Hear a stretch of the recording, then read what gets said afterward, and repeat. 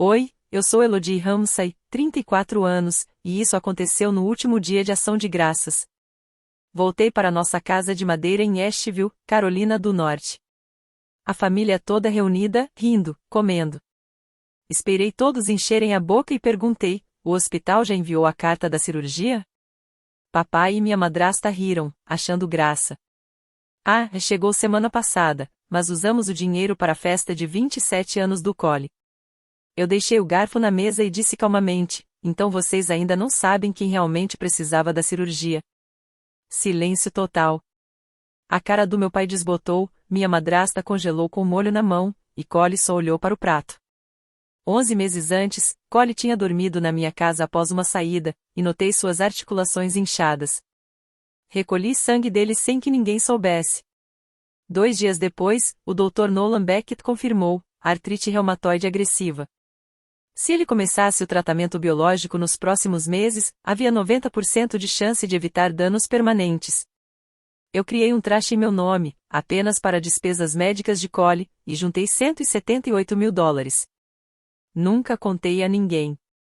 No último mês, enquanto eu estava em Denver, Valerie, minha madrasta, acessou o fundo com autorização falsa e usou tudo para a festa de aniversário de Cole. Chalé de montanha, banda indie, fogos de artifício e 300 convidados. Bar aberto com catering do chefe mais badalado de Asheville. Esculturas de gelo, tudo perfeito. Abri o Instagram do Cole, ele surfando na multidão, estourando champanhe ao amanhecer, sorrindo em frente a um letreiro neon com a 27 imparável. Ele nem imaginava que o dinheiro da festa deveria protegê-lo de uma vida na cadeira de rodas. Fiquei ali até o sol subir, com o celular morto no colo. Meu irmãozinho, que eu carregava nos ombros quando tinha 5 anos, podia perder tudo por causa dos nossos pais e um fim de semana de likes e fogos. Pela primeira vez em 10 anos, não chorei nem gritei, senti algo desligar dentro de mim. Foi naquela manhã que decidi que eles estavam por conta própria. Às 2 horas, a campainha quebrou o silêncio. Sabia quem era. Abri a porta e lá estavam, papai, Valerie e Cole, fedendo a bourbon e raiva. Valerie empurrou primeiro, segurando uma pilha de papéis. Você cancelou todos os cartões do Cole, não foi? Jogou as faturas na mesa. Papai entrou atrás dela, o pagamento do BMW estourou, vão buscar o carro em 48 horas.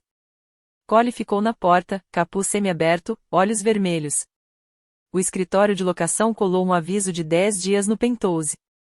Vou ficar sem casa. Fechei a porta lentamente e encostei nela. Pela primeira vez, não recuei.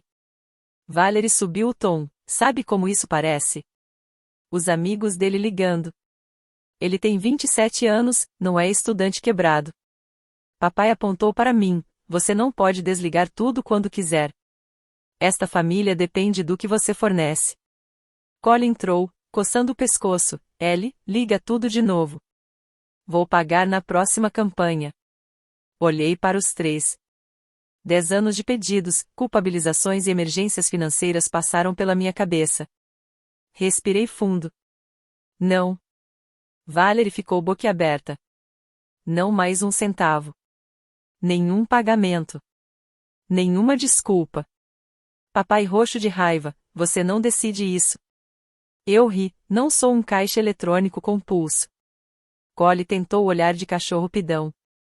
Valerie abanou os papéis como cartas. Olha esses saldos. Quer ver seu irmão na rua? Não toquei na pilha. Ele tem 27 anos, diploma, nunca usa carro que não paga, nem apartamento que não é dele. Não é mais problema meu. Papai aproximou-se, voz baixa e ameaçadora. Acha que termina aqui? Valerie cortou, olhos estreitos. 24 horas para reverter tudo, ou verá até onde vamos para proteger esta família. Cole olhou para o chão, esperando que eu cedesse. Passei por eles, abri a porta e disse: 24 horas começam agora. Saiam. Eles hesitaram, depois saíram. Tranquei, coloquei a corrente. Pela primeira vez em uma década, a casa estava silenciosa. Um envelope grosso estava na minha porta quando cheguei do trabalho. Sem selo, sem remetente, só meu nome em negrito.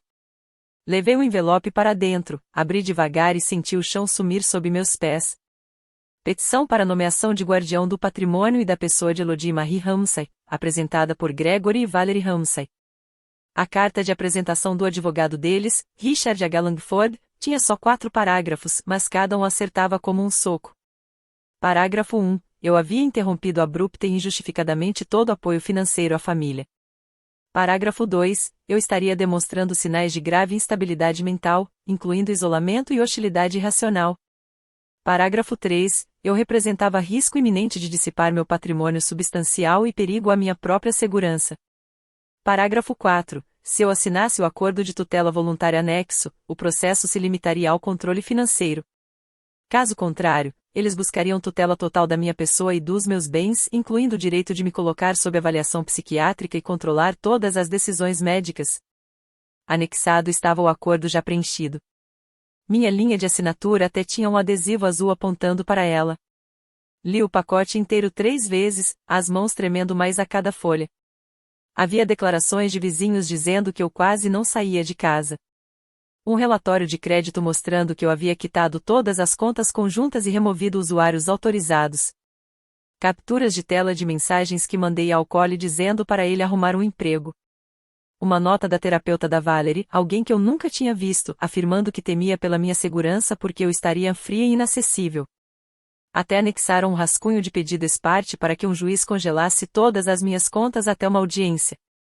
Liguei para a única pessoa que sabia que não ia se abalar, Clary Donovan, a advogada que usei uma vez num contrato de trabalho. Ela atendeu no segundo toque. Elodie, respira. Me manda tudo agora. 20 minutos depois, ela retornou. Eles estão entrando com base no artigo 1 do capítulo 35A. A lei da Carolina do Norte permite que a família peça tutela se provar incompetência ou risco iminente. O acordo voluntário é uma armadilha. Se você assina, entrega a eles controle total do seu dinheiro e da sua liberdade. Se você luta, eles pedem uma audiência emergencial e tentam nomear um tutor provisório, às vezes no mesmo dia. Eu já vi acontecer. O caso deles é forte? Perguntei. Fraco. Mas tutelas provisórias são concedidas o tempo todo com evidências mínimas, especialmente quando o peticionário chora na frente do escrivão. Precisamos agir rápido. Ela pediu que eu reunisse extratos bancários, conversas, qualquer prova de que eu estava plenamente capaz e eles, não, além de terem drenado um fundo médico. Alertou que tudo ficaria feio. Aquela noite, sentei na mesa da cozinha cercada de pastas, escaneando documentos até o amanhecer.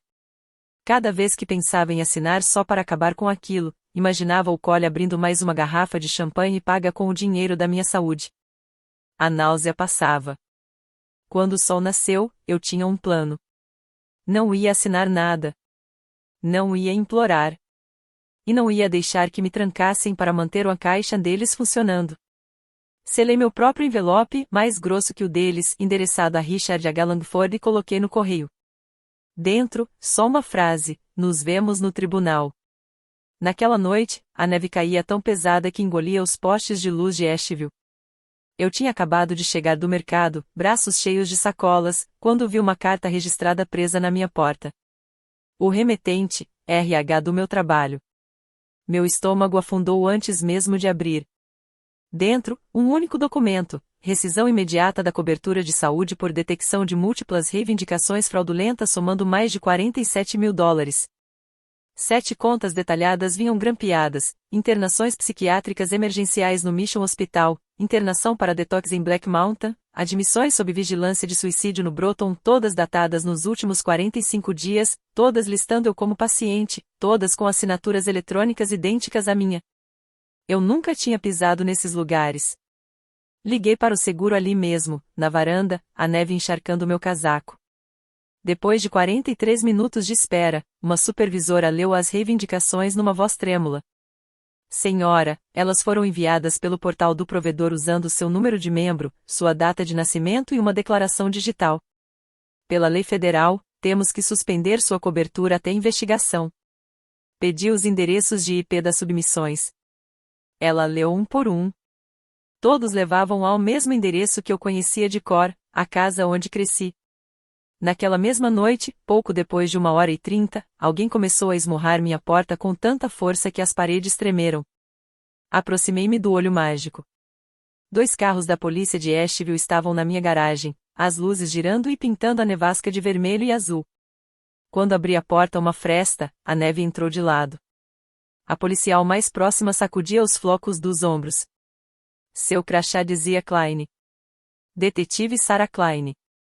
Senhora, recebemos uma ligação do 911 de um familiar dizendo que a senhora está aí dentro tentando se suicidar. A pessoa relatou gritos e vidro quebrando. Precisamos entrar e confirmar visualmente que a senhora está bem.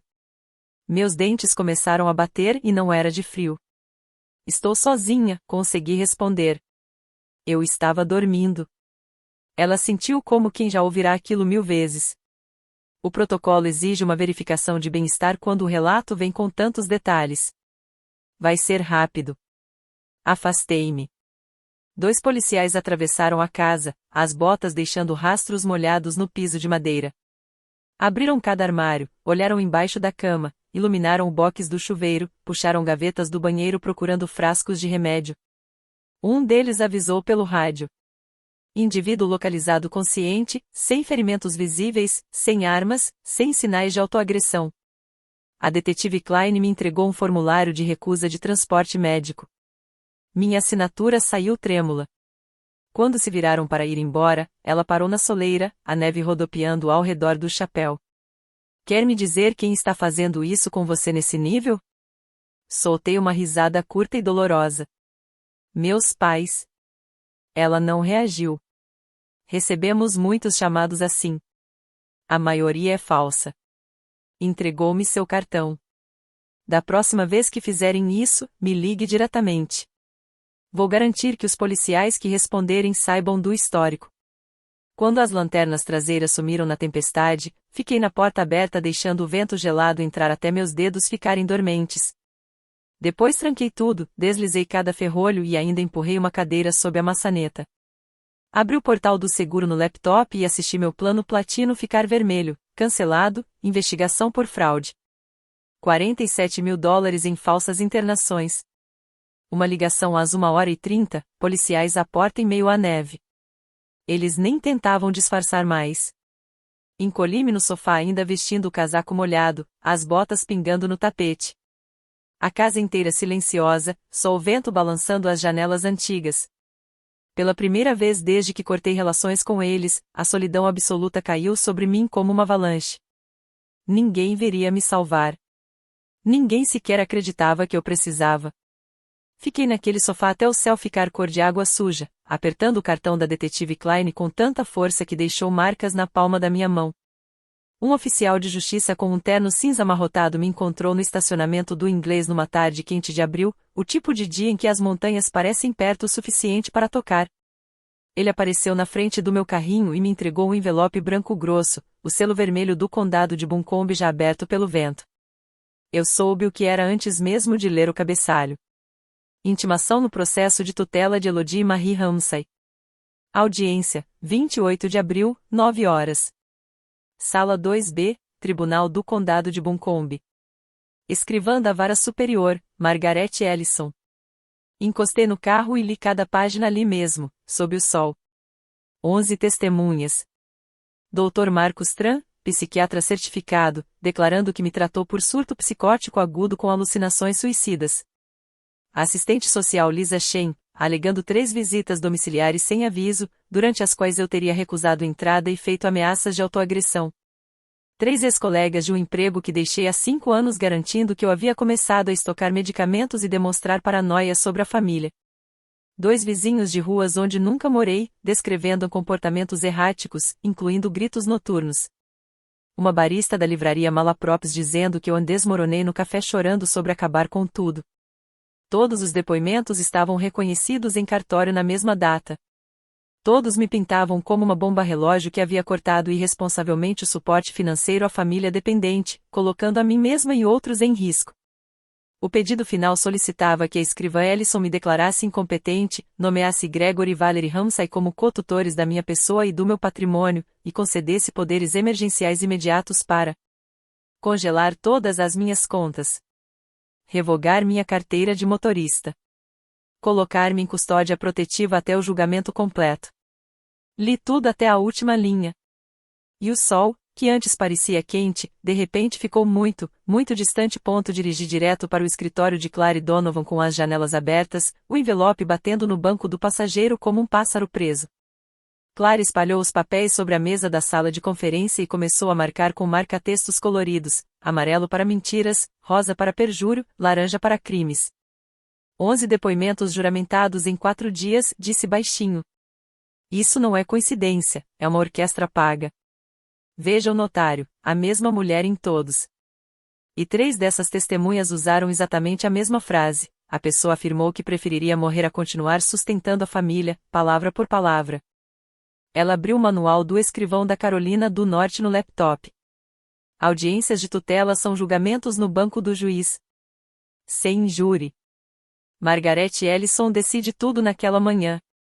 Se acreditar em 30% desse lixo, pode assinar uma ordem na hora e você perde sua liberdade antes do almoço. Olhei para a lista de testemunhas até os nomes se embaralharem. Como destruímos isso? Não destruímos, disse Clary, deslizando uma moção espessa pela mesa. Enterramos. Ela já havia intimado os registros do notário, as câmeras de segurança da cafeteria, os arquivos de RH do meu trabalho, provando que eu estive no expediente em todas as datas em que supostamente desmaiei. Tinha declarações de 2 das 11 testemunhas que haviam cedido à pressão da detetive e admitido terem recebido $500 para assinar o que lhes apresentaram. Mais importante, tinha o Dr. Nolan Beckett confirmado para testemunhar ao vivo. Clary disse que haveria divulgação completa do diagnóstico do Cole, da janela de tratamento perdida, dos documentos do truste forjados, da fatura dos fogos de artifício, tudo sob juramento, em tribunal aberto. Pela primeira vez, meus pais ouviriam a verdade de alguém que não fosse eu. Passei as 3 semanas seguintes vivendo cercada por caixas de documentos. Imprimi extratos bancários, mensagens, e-mails. Treinei respostas até minha voz parar de tremer. Caminhei pelos corredores do tribunal à noite para memorizar o caminho do detector de metais até a sala 2B. Na manhã de 28 de abril, os dogwoods floresciam em rosa contra as paredes de pedra. Vesti o terno azul marinho que comprei para minha primeira entrevista de verdade aos 24, o mesmo que jurei nunca mais precisar. Dentro do tribunal, o ar cheirava a lustramóveis de limão e medo. Papai e Valerie sentaram na mesa do peticionário com roupas que eu nunca tinha visto, parecendo menores do que eu lembrava. Langford ajustava a gravata como se estivesse se sufocando. Cole estava logo atrás, capuz sobre a cabeça, rolando o tic-toc no silêncio, tratando tudo como se fosse uma consulta no dentista que ele fosse forçado a comparecer. A escrivã Margaret Ellison entrou exatamente às 9 horas. Mais jovem que nas fotos, maçãs do rosto marcantes, olhos que não perdiam nada. Langford foi o primeiro a se levantar. Meritíssima, este é um caso trágico de uma filha em crise. Clary já estava de pé. Meritíssima, esta é uma tentativa calculada de roubo financeiro por meio de tutela armada. Requeremos a imediata rejeição e encaminhamento criminal. O olhar de Ellison percorreu a lista de testemunhas, depois se fixou em mim. Chame sua primeira testemunha, senhorita Donovan. Clary sorriu, pequeno e letal. O réu chama o Dr. Nolan Beckett. A porta lateral se abriu e tudo que eles haviam construído começou a desmoronar. A chuva batia no telhado do tribunal como se quisesse entrar. Sentei-me à mesa do réu, os dedos gelados em torno de um bloco de notas. Do outro lado, papai e Valerie mantinham a cabeça erguida, sussurrando para Langford. Cole se encolheu na primeira fila da galeria, capuz levantado, fones de ouvido, ainda tratando tudo como um incômodo. A escrivã Margaret Ellison entrou e assumiu o banco. A sala ficou em silêncio absoluto, exceto pelo temporal lá fora. Langford levantou-se primeiro, voz melosa de preocupação. Meritíssima, estamos apenas tentando salvar nossa filha dela mesma. Clary se levantou ao meu lado. Meritíssima, os peticionários estão tentando assumir o controle da vida e dos bens de minha cliente através de fraude e perjúrio. Pedimos a imediata rejeição e encaminhamento criminal. Os olhos de Ellison se estreitaram. A defesa listou uma testemunha adicional, Dr. Nolan Beckett. Chame-o. A porta lateral se abriu. Nolan entrou usando terno escuro, carregando uma pasta vermelha e grossa. Ele não havia olhado para mim uma única vez desde que terminamos anos atrás. Hoje, seus olhos encontraram os meus por meio segundo. Firme, apologético, preparado. Ele prestou o juramento. Clary começou suavemente. Dr. Beckett, por favor, descreva sua relação com Collie Ramsay. Sou o reumatologista que o diagnostica. Há 11 meses, confirmei artrite reumatoide agressiva. Sem tratamento biológico no primeiro ano, a destruição permanente das articulações é quase garantida. Um murmúrio percorreu a sala. Valerie se levantou parcialmente. Objeção. Isso é privado. Ellison bateu o martelo uma vez. Indeferido. Continue. Nolan abriu a pasta. Senhor e Senhora Ramsay nunca foram informados porque a Senhora Ramsay pretendia financiar todo o protocolo sozinha. Ela criou um truste revogável contendo $178 mil exclusivamente para o cuidado de Collie. Projetou os extratos bancários na tela, o e-mail falsificado, o saque, a locação do chalé, a fatura dos fogos de artifício, os pagamentos aos influenciadores. O rosto do papai ficou cinza. Valerie agarrou a borda da mesa. Nolan continuou. A janela de tratamento se fechou há 4 meses. Collie agora enfrenta deformidade vitalícia e dependência de opioides. Esse dinheiro era a única chance real dele. Collie arrancou os fones de ouvido. Do que diabos você está falando? Nolan se voltou para ele. Seus pais usaram seu truste médico para bancar sua festa de aniversário. Você precisava desse dinheiro para andar normalmente pelo resto da vida.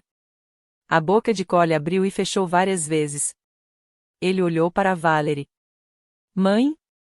Ela não o encarou. Clary entregou a Ellison um conjunto de 11 declarações das testemunhas, seguido da contra-affidavit de 3 delas, recuando do que havia assinado por $500 cada, aterrorizadas quando os detetives apareceram. Langford tentou objetar novamente, mas Ellison o interrompeu. Ela analisou os documentos por 8 longos minutos, enquanto o trovão ribombava acima. Finalmente, ergueu os olhos, voz de aço. Após revisão das evidências, não encontro base credível para determinar incompetência. A petição é frívola, apresentada de má fé e sustentada por o que parece ser perjúrio coordenado e exploração financeira. Ela se voltou para papai e Valerie. Gregory e Valerie Ramsay, sua petição é indeferida com prejuízo. Todas as taxas de protocolo e honorários advocatícios da ré serão cobrados de vocês pessoalmente. Outro golpe do martelo. Ademais, nos termos dos Estatutos Gerais da Carolina do Norte 35 ao 1116 e 141 e 12.2, todo este registro é encaminhado ao promotor do Condado de Buncombe para investigação criminal imediata sobre exploração financeira, falsificação e perjúrio. A galeria explodiu. Os oficiais avançaram. Ellison os encarou diretamente. Caso encerrado. Os oficiais acompanharão os peticionários para fora do edifício. Papai tentou se levantar, mas as pernas não o sustentaram. Valerie chorava abertamente. Collie apenas ficou congelado, olhando para a fatura dos fogos de artifício que custou suas articulações. Nolan desceu do banco das testemunhas, me deu um pequeno aceno e saiu. Fiquei sentada até a sala esvaziar, a chuva ainda batendo nas janelas, deixando as palavras se assentarem. Eles perderam ponto pela primeira vez em 1 ano, eu consegui respirar. A primeira crise do Collie veio em junho. Em agosto, ele já não conseguia segurar uma xícara de café. Em outubro, usava andador. Os remédios para a dor foram de hidrocodona para adesivos de fentanil em menos de 4 meses. Aos 28 anos, ele se qualificou para o SSDI, $842 por mês depois dos descontos do Medicare. Essa era toda a sua renda agora, cheques de incapacidade e qualquer dinheiro de bicos que ele conseguisse antes de outra articulação travar. Papai e Valerie duraram exatamente 91 dias após a audiência. As sanções judiciais e honorários advocatícios passaram de 130 mil.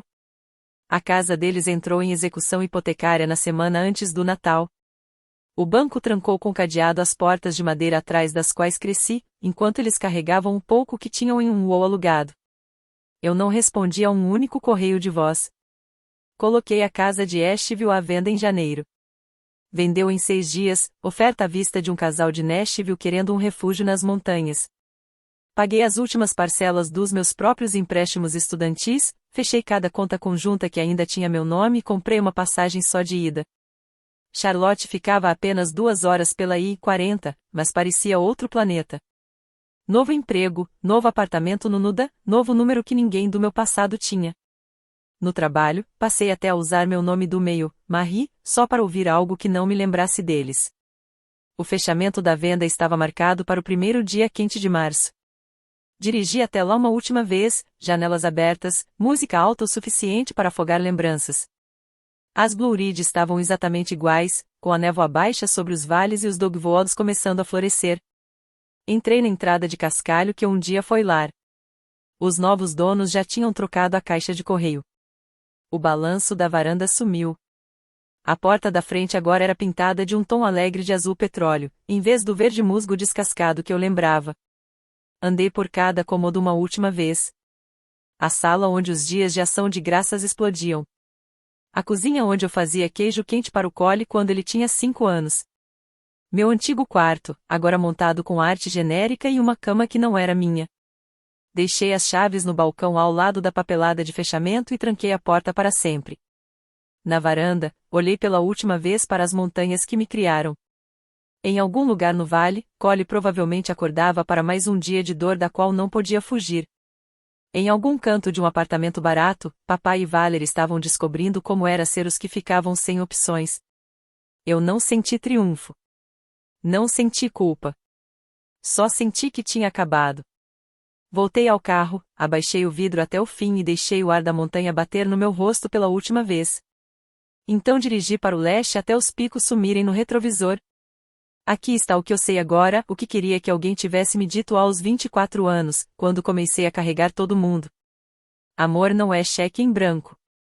Família não é assinatura vitalícia que você não pode cancelar. E no segundo em que você transforma a emergência de outra pessoa em sua paz, você cede o seu próprio futuro. Se você está aí pagando contas que não criou, criando filhos que não são seus, mantendo luzes acesas para pessoas que deixariam as suas apagarem sem pestanejar, escute, você tem permissão para parar. Tem permissão para ir embora. Tem permissão para escolher a si mesmo sem ser o vilão. Porque as pessoas que realmente te amam nunca teriam deixado chegar a esse ponto. Aquela casa se foi. Aquelas montanhas agora pertencem a outro alguém. E eu nunca dormi tão bem na minha vida.